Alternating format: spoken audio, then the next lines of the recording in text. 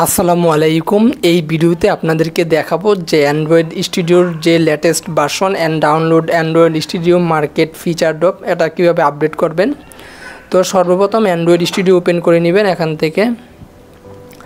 তারপর এখান থেকে মূলত আমরা 4 লাইনে ক্লিক করব এখান থেকে। তারপর আমার যে ভার্সনটা এটা দেখাচ্ছে এখান থেকে হেল্প থেকে অ্যাবাউটে গেলাম।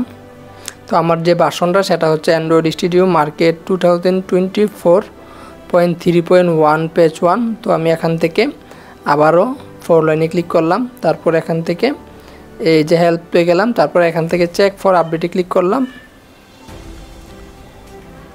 তো ওই দিক দিয়ে একটা নোটিফিকেশান বার আসবে। দেখুন এই যে অ্যান্ড্রয়েড স্টুডিও মার্কেট 2024 3.1 তো 2 অ্যাভেলেবেল, মানে এখান থেকে আমাদের আপডেটটা করতে হবে। তো আমি চলুন আপডেট করে ফেলি। তো এখানে আপডেটে ক্লিক করলাম। এখান থেকে আপডেট অ্যান্ড রেজিস্টার, তো remind me letter ignore this update. তো এখান থেকে আপডেট অ্যান্ড রেজিস্টারে ক্লিক করে দিলাম। তো আমার অ্যান্ড্রয়েড স্টুডিও আপডেট হচ্ছে। এই যে এখানে এই যে দেখুন অ্যান্ড্রয়েড স্টুডিও কিন্তু আপডেট হচ্ছে। হ্যাঁ, তো এখানে আপডেট হতে একটু সময় লাগবে, একটু অপেক্ষা করুন।